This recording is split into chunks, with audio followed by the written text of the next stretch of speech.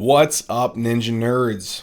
In this video today, we're going to be talking about urinalysis. This is a really important, I'd say, test that you heavily involved in the renal system. And I think it's really important to have a really good understanding of this test because you can get a lot of information from it. So let's get started. We're going to cover this step by step, talking about what are the components of the urinalysis. The first one that you'll get, when you order a urinalysis, you'll get what's called a dipstick. And there's a couple different things that you want to look at and then understand based upon the results that we see within the dipstick, what are some potential conditions that can arise in this scenario. So the first one is specific gravity. Now, specific gravity is really good because I want you guys to think about this as if the patient has a high ADH state or a low ADH state. Let me kind of go through this. So the first thing, if the specific gravity is high, when a specific gravity is a little bit high, it makes you think that the patient has a very concentrated urine. And this usually means that their ADH levels are a little bit elevated and they're trying to hold on to as much water as they possibly can. So when specific gravities, again, are high, I want you to think ADH is also high. Usually ADH is pumped out in high amounts when a patient has significant dehydration because they're hypovolemic. When they're hypovolemic, that will lead to a triggering of ADH production. The other thing is that in patients who have heart failure and cirrhosis, they have hyperactivation of their renin-angiotensin-aldosterone system. And guess what that does? Angiotensin 2 really activates aldosterone and ADH production. And ADH is going to, again, be super elevated. When these things happen, what happens is ADH binds onto these receptors at the collecting duct and increases the expression of aquaporins to allow for water to be reabsorbed. So what happens now to the amount of water that's going into the urine? It's less. And that's the reason why it's super concentrated. There is an exception to this, and I really want you to think about this in patients who just got a lot of contrast, like an iodinated contrast study, or their glucose is really high because these are solutes that are getting dumped into the urine and they're making the urine appear to be more concentrated. All right? When the specific gravity is low, I want you to think that ADH may be low, or that the kidneys are not capable of responding to ADH. So if this is the case, we see ADH levels being low in diabetes insipidus. Or the ADH levels could be normal, but the kidneys aren't responding to the ADH, and that's called nephrogenic DI. So central DI is the ADH levels are low, the pituitary isn't producing it, posterior pituitary, and the nephrogenic DI is the kidneys aren't responding to the ADH. Either way, in that situation, you don't allow for this patient to reabsorb water. Another thing is that if the tubules are damaged, so you've damaged the tubules that are responsible for reabsorbing water. We can see this in acute tubular necrosis and end-stage renal disease. So end-stage renal disease, you're going to lose progressively numbers and numbers of nephrons. ATN, you're going to lose these proximal tubular cells. As this starts to occur, you don't have the ability to reabsorb that water.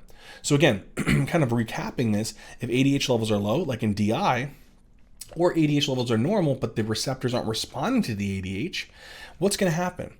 The receptors are not going to respond, and therefore they're not going to increase the expression of water. And if they don't do that, water doesn't get reabsorbed. So where does water go? Right into the urine. And the water is higher. So that's what makes the water and the urine to be heavier, and the urine appears more dilute. The other scenario is that the kidney tubules are damaged. And so even if ADH is present or the water is there, you don't have the capacity to reabsorb that water. And so again, it gets lost into the urine. So again, high specific gravity, dehydration, CHF, cirrhosis, or lots of solutes. Low specific gravity, you want to think about DI or tubular damage like an end-stage renal disease or ATN. pH is also really important. So if the urine pH is really high, you can see this in distal RTAs, you can see this in calcium phosphates, but I really want you to think about it in struvite stones and maybe even UTIs. The concept with type 1 RTAs is that at the distal tubule, you're supposed to be able to secrete protons and reabsorb potassium, but you don't do that. And so because that, less protons are being excreted, and therefore there'll be less of it in the urine. So that's what causes the pH to go up. Now, the problem with having distal RTA is that it really pumps up the risk for calcium phosphate stones. And that's why we tend to see calcium phosphate stones when patients have high urine pHs. Funny enough, with struvite stones, we see this kind of concomitantly with UTIs. And this is because usually the bacteria that's present within the urinary tract are urease-producing bacteria, like Proteus mirabilis, Pseudomonas, Klebsiella. And what they do is they produce urease, which converts urea into ammonia and CO2. As the ammonia levels build up, that's a weak base. It's going to actually cause the pH to go up. On top of that, when you have lots of ammonia, it also combines with magnesium and phosphate, and that can lead to these things called struvite stones. Now, one of the things that we see here is that when the pH goes up, the bacteria tend to really love existing in kind of higher pHs. And so this can really increase the risk of infections. But again, going back to this, when that ammonia really builds up, it can bind with a proton, form ammonium, bind with magnesium and phosphate, and leads to these struvite stones, which can lead to these nasty staghorn calculi. All right, the next thing is if the urine pH is low. So if the urine pH is high, type 1 RTA, which increases the risk for calcium phosphate, and struvite stones, which are associated with UTIs. When the urine pH is low, I really want you to think about uric acid stones. You can see these in calcium oxalate, you can see them in cysteine stones, but you're definitely going to see it more likely in uric acid stones. Oftentimes in all of these scenarios, a patient will have chronic metabolic acidosis, usually diarrhea. And so what happens is their body compensates for this acidosis by secreting protons into the urine to get rid of that, to try to bring the actual pH up. Unfortunately, this causes the urine pH to actually go down because of the amount of protons that are being dumped into the urine. And again, this low urine pH really increases the risk for uric acid stones, calcium oxalate, and cysteine stones. All right, that covers the urine pH. Now, the next thing is protein. We also see a lot of protein on the dipstick, and depending upon the degree of the amount of protein, if it's +1, +2, +3, etc., that helps to determine the amount of protein, determines potential the etiology and the next steps that we need to consider. So if I see a patient that has maybe 3 plus protein in their urine, I really want to have a high suspicion of glomerular disease.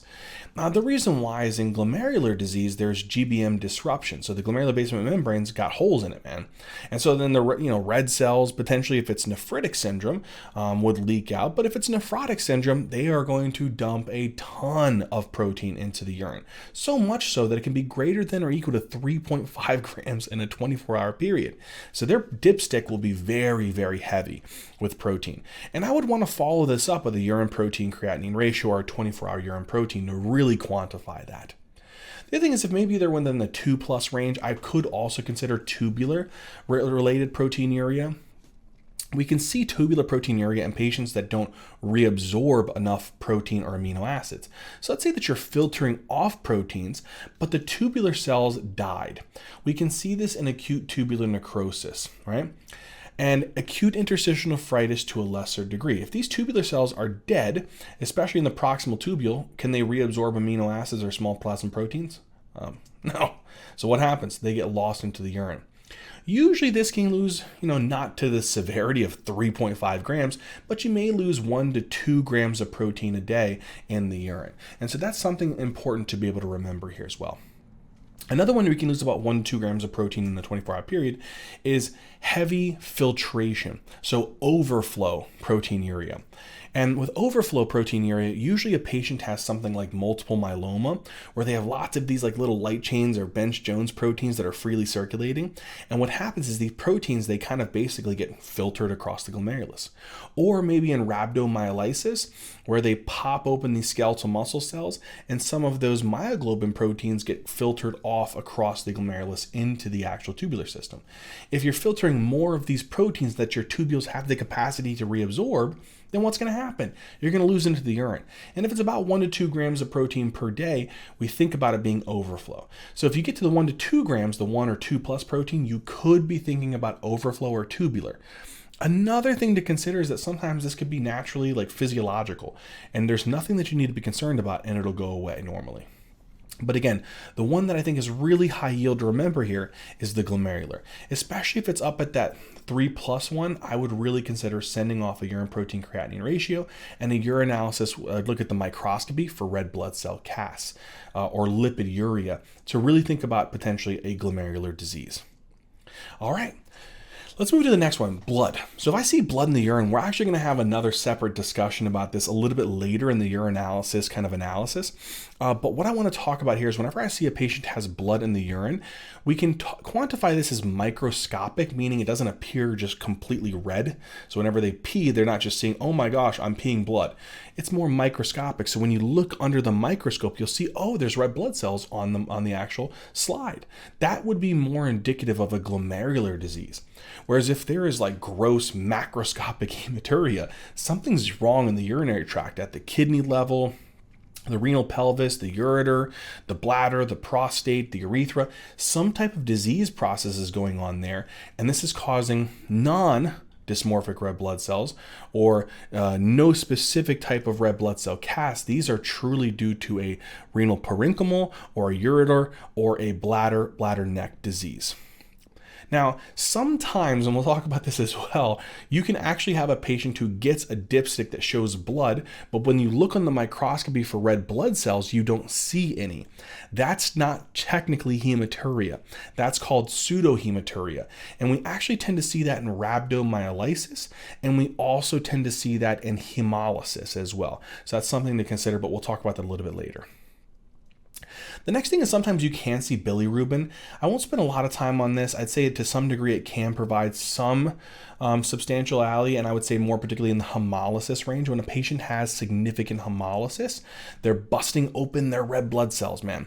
And when they pop open these red blood cells, they can potentially, especially if it's extravascular hemolysis, which occurs in the spleen and to some degree in the liver, these tend to relinquish a lot of bilirubin.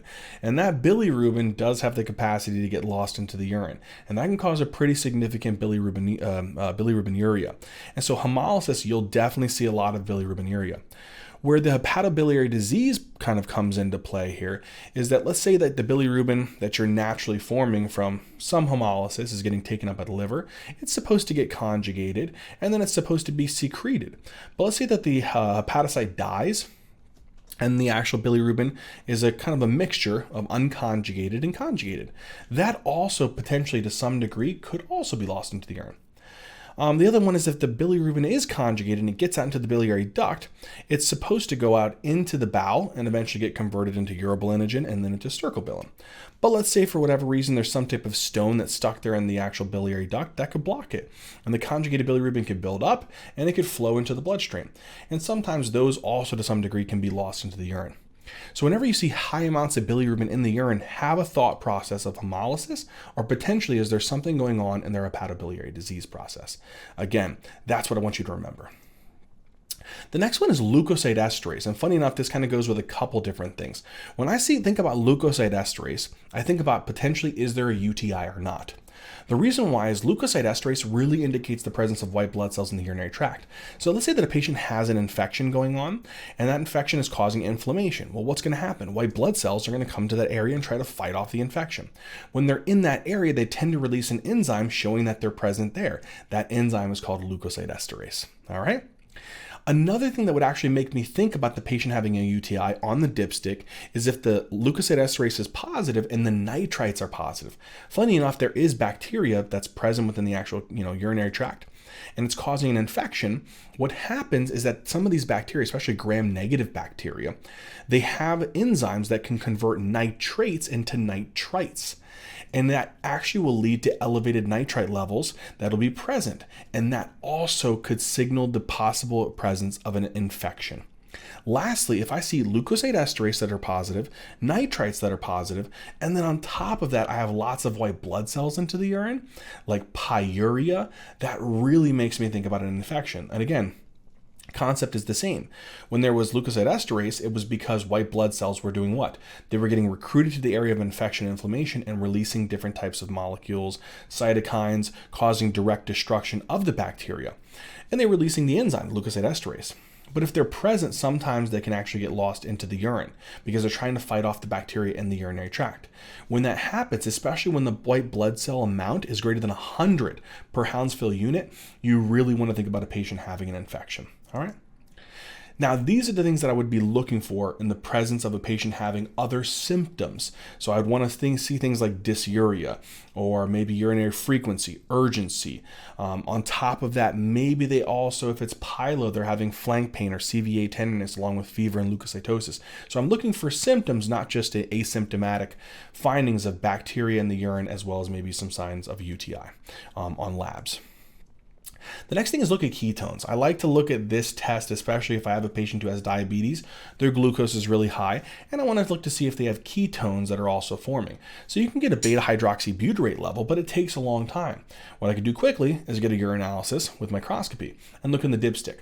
If the ketones are elevated, it usually indicates DKA, right? Or maybe even alcoholic or starvation ketoacidosis. But in DKA, which is the more common one, patients have diabetes.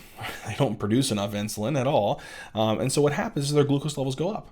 The other thing is that whenever you don't have enough insulin, guess what your liver does? It kind of taps into your fat sources and starts undergoing beta oxidation of fatty acids and generates, unfortunately, as a result of this, lots of ketone bodies. Ketone bodies are acidic, and so they tend to actually drop the pH. But on top of that, some of these ketone bodies can actually be lost into the urine and can be detected. So if a patient has heavy amounts of glucose and ketones in their urine, you definitely want to think about diabetic ketoacidosis.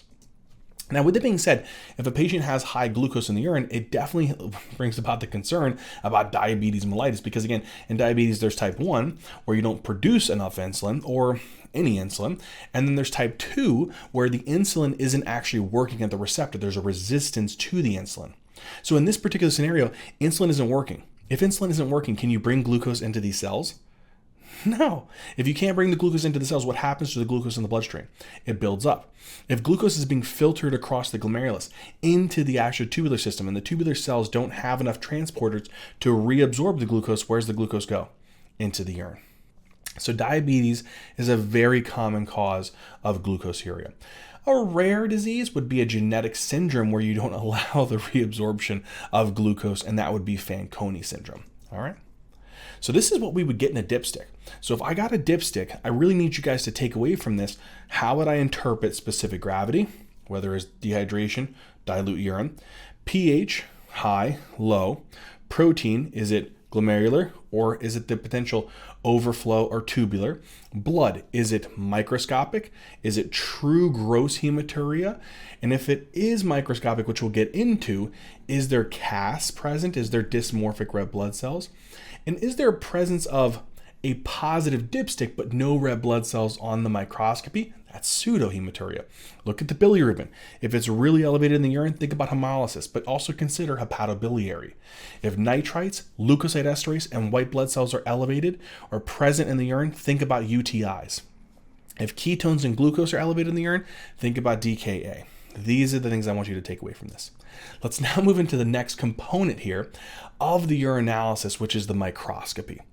When we've taken a look at the dipstick, maybe along the way, I found that it came back positive for blood, right?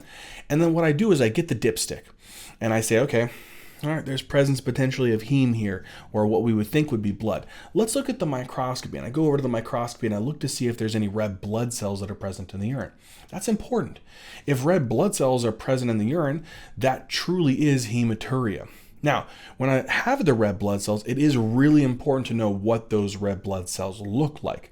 Are they dysmorphic or not? In glomerular diseases, where they have GBM destruction, these red blood cells have to squeeze through the dysfunctional GBM. And so because of that, these red blood cells take on this weird shape, and these are called acanthocytes. All right? The other component here is, what if it's non-dysmorphic? It has nothing to do with glomerular damage. It's actually that there's some type of disease process somewhere at the tubules and the renal parenchyma and the ureter, the bladder, the prostate. It's somewhere else. It's just not the glomerulus. That will not produce dysmorphic red blood cells. They'll be normal shape. And so that's really important to look at the shape of the red blood cells and determine if they're dysmorphic or not. If they are, it kind of lends you to a glomerular pathology. Now, the next one is white blood cells. When white blood cells are present in the urine, you definitely want to be thinking about, oh, okay, could this be an infection? It's a possibility, especially if there's bacteria that are ripping around through the actual urinary tract. So if they're having symptoms as well as positive leukocyte esterase, nitrites, and on top of that, they have a high amount of white blood cells, yes, I would be really concerned that there's a UTI, especially if they have a leukocytosis and fever or symptoms. Urinary frequency, urgency, dysuria would be the cystitis picture, and if they have pyelonephritis, maybe flank pain, CVA tenderness, and fevers, right? The other thing I would be considering of is acute interstitial nephritis. Now, this is good for the board. So if a patient comes in with a fever, rash, they got high eosinophils, and on top of that, they have lots of white blood cells in their urine, and these white blood cells are usually eosinophil predominant, I would definitely be thinking about acute interstitial nephritis, especially if they had a recent drug exposure like a beta-lactam of sorts. All right. Now, the next one is epithelial cells. So these could be any epithelial cells. Any part of the urinary tract, we naturally slough off some of these cells. And we don't want to have a lot of them. Sometimes if there's lots of epithelial cells, it could indicate a disease process, sometimes ATM. But the other thing that we want to watch out for is squamous cells. So sometimes this could indicate that this wasn't a clean catch. And so we prefer clean catches. And really to make a diagnosis of a UTI, you don't want them to have a heavy amount of squamous cells, because if they do, you may need to repeat that just to make sure that it's not muddying the diagnosis. All right, so we've moved through this portion. Let's now move into the casts. So casts are basically cells that have gotten stuck, or proteins that have gotten stuck, or cells that have gotten stuck in the tubules, and they've conformed to the shape of the tubule, which is kind of interesting, and it helps us to make a diagnosis. So let's say that I look at the actual cast and I say, oh, there is red blood cell casts that are reported. I really want to think about glomerulonephritis, like a nephritic syndrome. So then you start running through your diagnostic approach there. So if I have a patient who comes in with maybe hematuria, I get dysmorphic red blood cells on their microscopy, and then I got red blood cell casts here as well. I'm definitely on high alert for a nephritic syndrome, and then I need to start working them up for the potential causes. The concept behind this is that, again, there's glomerular dysfunction. So these red blood cells are coming across the GBM, and there's so many of them that they're getting stuck in the tubule, and they're conforming to the shape of that tubule. And so that's a red blood cell cast. All right. With white blood cell cast, this was something that we would see more in pyelonephritis or acute interstitial nephritis as well. And this is because in patients with pyelo, there's lots of infection that's causing white blood cells to cross the glomeruli into the bloodstream. Or in acute interstitial nephritis, there's lots of eosinophils that are also coming to the area. When this happens, they get stuck in the tubules, they conform to that shape, and then they make these casts called white blood cell casts. So if I have a white blood cell cast, definitely be thinking about pyelo or acute interstitial nephritis. Now, granular casts, all right, we're talking about more specifically muddy brown. So if you hear muddy brown or granular casts, they're the same thing. This is usually a pathognomonic sign for ATM. The concept here is that if a patient has ischemia or nephrotoxins, they have destruction of their proximal tubular cells. Those cells slough off. When they slough off, they then eventually get stuck in the proximal tubule, and they form the shape, which is the cast.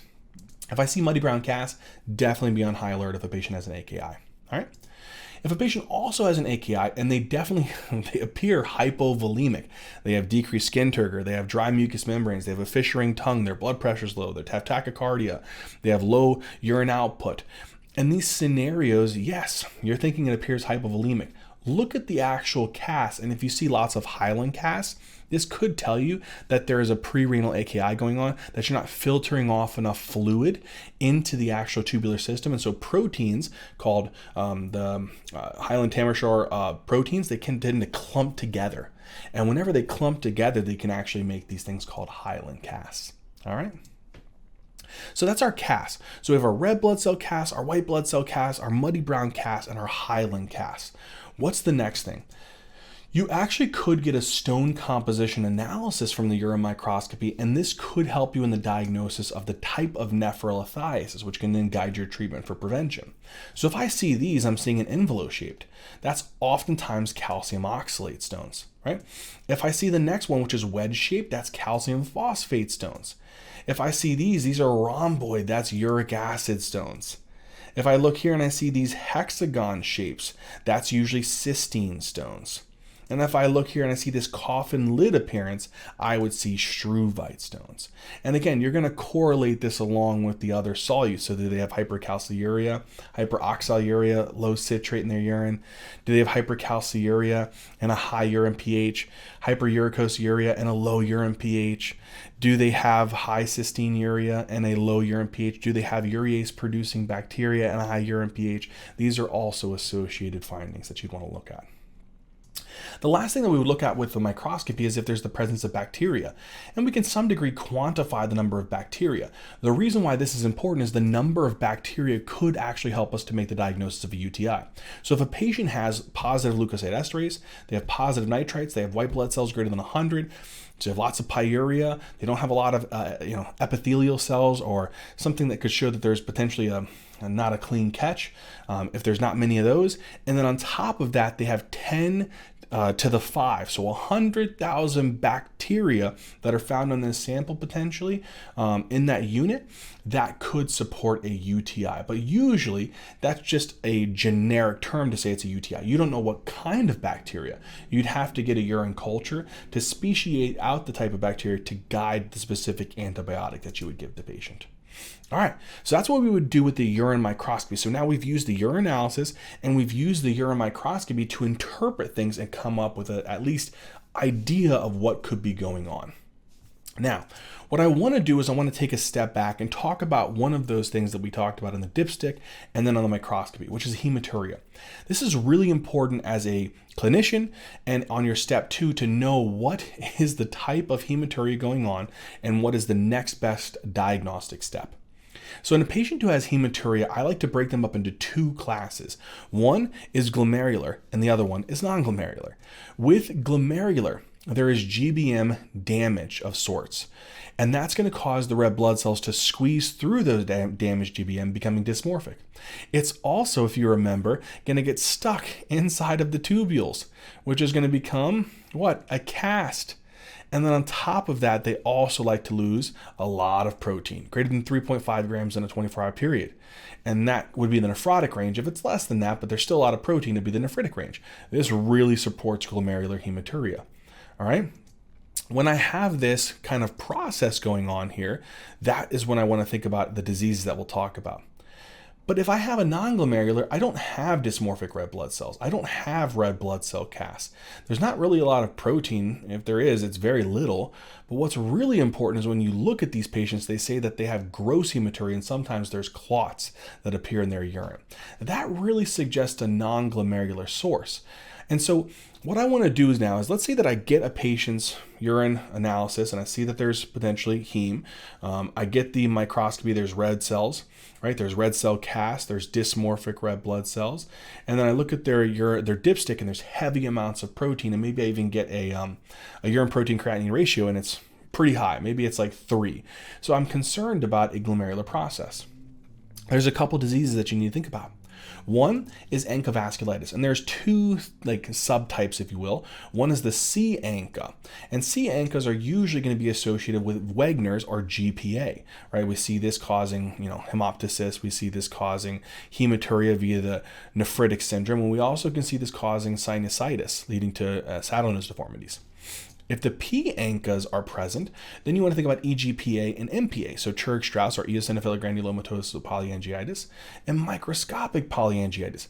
These can both have pulmonary involvement. They can both cause hematuria via the nephritic syndrome, but this one's oftentimes associated with eosinophilia, elevated IgE, so you can see this in allergic asthma. Now, anti-GBM disease, we see elevated anti-GBM antibodies, right? But the big difference here is that if it's anti-GBM disease, they would have, no hemoptysis. If there is hemoptysis, it's Goodpasture syndrome, all right? The next thing is immune complex diseases. So with immune complex diseases, what's really important to remember here is that we like to look at the C3 levels, if you guys remember from the glomerular diseases. If the C3 levels are low, it's going to be a consumption problem. That's usually going to be your lupus nephritis, post-streptococcal, or your membranoproliferative. But for this potential scenario, we'll just talk about lupus nephritis and PSGN. So for there, if I say, the ANA is positive, that's anti-nuclear. The anti-double-stranded DNA is positive, and they have a history of lupus, this is probably lupus nephritis type 4.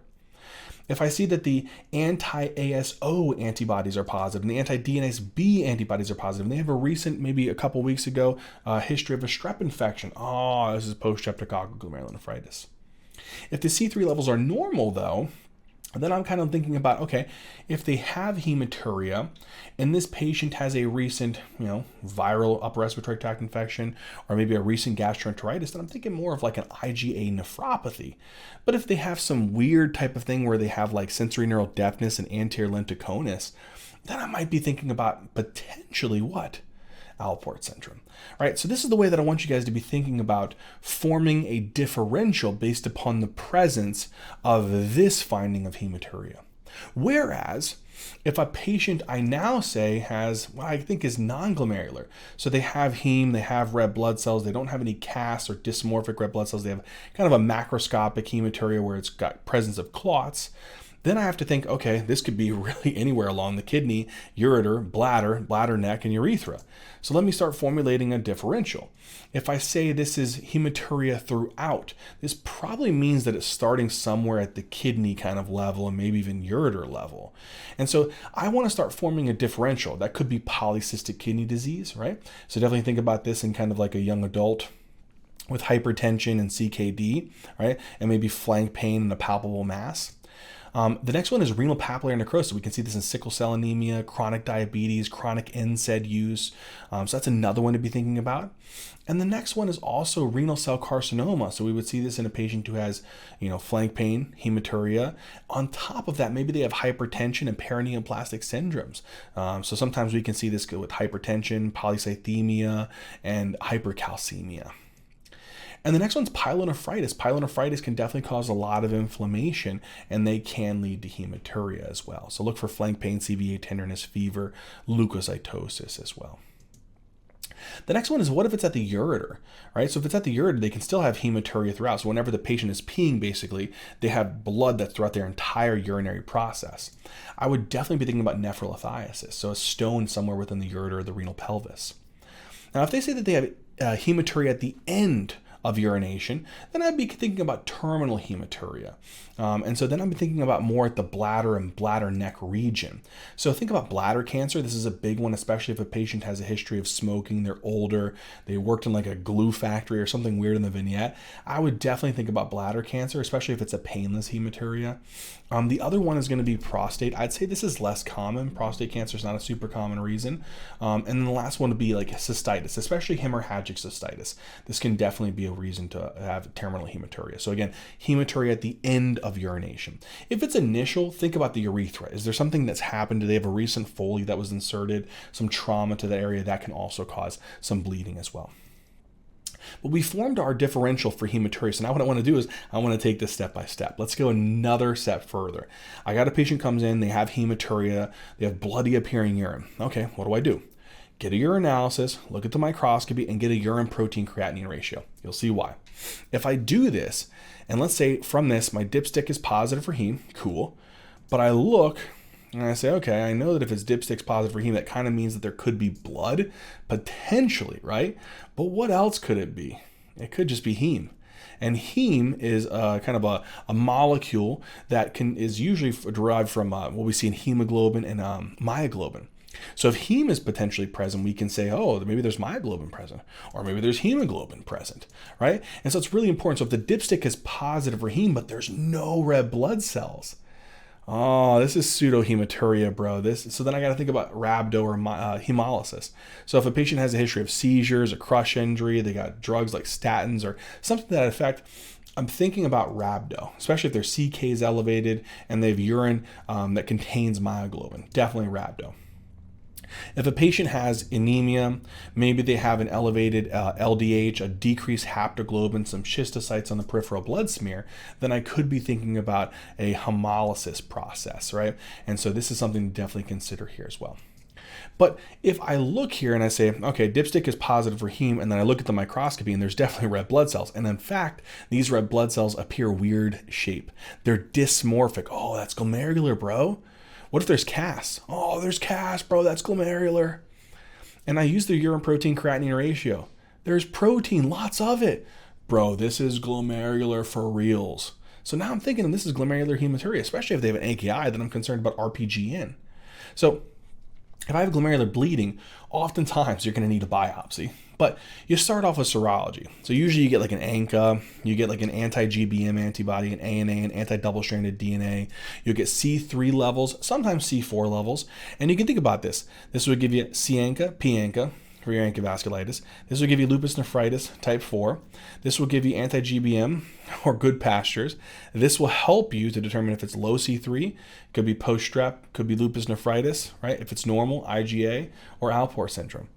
And then lastly, hepatitis infections are also very common etiologies of membranoproliferative glomerulonephritis. So either way, I'm looking for glomerular bleeding. Once I get these, oftentimes most patients are probably still going to have to get a biopsy, especially if they have persistent hematuria or I don't find anything here in the serology that's helpful in suggesting the cause.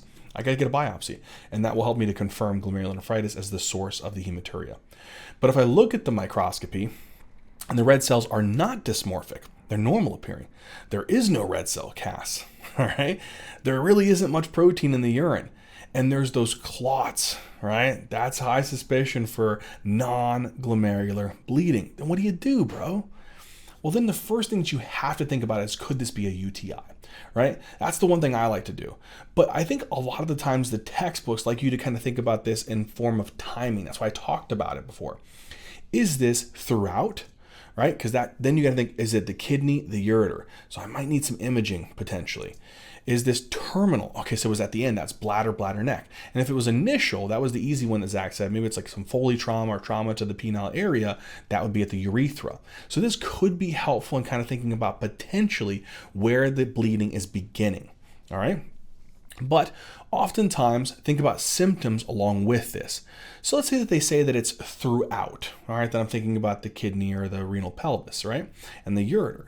If they say it's at the end, I'm thinking bladder or bladder neck. And if it's initial, I'm thinking urethra. But let's say that a patient complains of urinary symptoms. Right? They have dysuria, frequency, urgency, right? They have a urinalysis, oh baby, with some nitrites, some leukocyte esterase, and they have pyuria with bacteriuria. That's a UTI, baby. So what you're going to have to do is get a urine culture to figure out the type of bacteria so you can guide your antibiotics. But you're going to at least get them started on antibiotics, and then you'll narrow it down based upon what the bacteria comes with. All right? Oftentimes you'll treat the UTI, sometimes the hematuria will just completely go away and then you don't need to work them up anymore. But if you treat them for that UTI and it doesn't get any better, then you have to start working them up for another potential cause of their bleeding. So let's say that they have flank pain. All right. And any kind of flank pain, I think about that renal area. I think about the actual renal system, like the kidney, and I think about the pelvis, and I think about the ureter. So now the biggest concern for me is when I have a patient who comes in with flank pain that's acute, they have associated nausea, vomiting. I really want to make the argument that they could have a nephrolithiasis. And so a non-contrast CT scan of the abdomen and pelvis would be the gold standard. And I'd be able to find hydro, I'd be able to find the stone, locate the position, the size of it, which would help me to guide their therapy. Am I giving them pain meds, fluids, maybe tamsulosin? What size is it? Doing into ESWL, ureteroscopy, percutaneous nephrolithotomy? Do they have complications? Do I need to get a perc neph or ureteral stent, etc.? Sometimes you can do a renal ultrasound, but that's usually if they're pregnant or they're a pediatric patient. But this would be the best way to find nephrolithiasis as the source. Here's the real high yield. If a patient is high risk for malignancy, meaning that they're greater than at least 60 years old, they have a very prolonged smoking history, or they have some recurrent gross hematuria. This is not the first time, and it's usually painless. That's the big telltale sign, or they have some weird exposure to like glue, for they worked in a glue factory, or certain types of chemicals. They're very high risk for malignancy, and so I'm worried about renal cell carcinoma and I'm worried about bladder cancer. All right, in these scenarios, a CT urogram would be the best for me to find some type of like pathology in the kidney and the ureter, and then I would also get a cystoscopy. All right, to look for bladder cancer, and then I may add on a urine cytology because that may show some atypical cells suggestive of malignancy. So if I get these things, let's say the CT urogram, it shows me some renal disease. I may, funny enough, get the actual CT scan of the abdomen pelvis for flank pain, and sometimes I may find some of the similar things that you find on the CT urogram. So this could be things that you find on both of them. But let's say that you get this study and you find, oh, they got a renal mass. Oh, geez, could this be renal cell carcinoma? Especially if I have to go in and biopsy that thing out. And again, you can look for atypical cells in urine cytology, but I'd say that urine cytology is more indicative for bladder cancer. If I look at their kidneys and they got cysts all over the place, polycystic kidney disease. If I look on their CT urogram and I see these signet ring signs, that's often indicative of renal papillary necrosis. If again, I have the non-contrast CT scan or even the CT urogram and I see that I have a stone with hydronephrosis, nephrolithiasis is my diagnosis. So you can use the imaging to guide the likely cause, especially if it's at the renal portion or the ureter portion. As we get further down, CT urogram doesn't provide as much benefit. That's where cystoscopy comes into play. So cystoscopy is going to help me to find what? Well, I'm going to take this scope, run it up through here and look at the bladder, evaluate it, see if there's any potential lesions. So example, is there any kind of bladder cancer here? That's what I'm looking for. Is there hemorrhagic cystitis that's present? And that's what's really important to identify here. Sometimes you can get that urine cytology, and if it comes back with a presence of atypical cells, again, it could suggest malignancy. More likely bladder cancer is the big one that you want to be thinking about. All right? So that covers the approach. And my friends, that covers urinalysis. I really hope that this made sense. I hope that you guys understand it and learned a lot, and I love you. Thank you. And as always, until next time.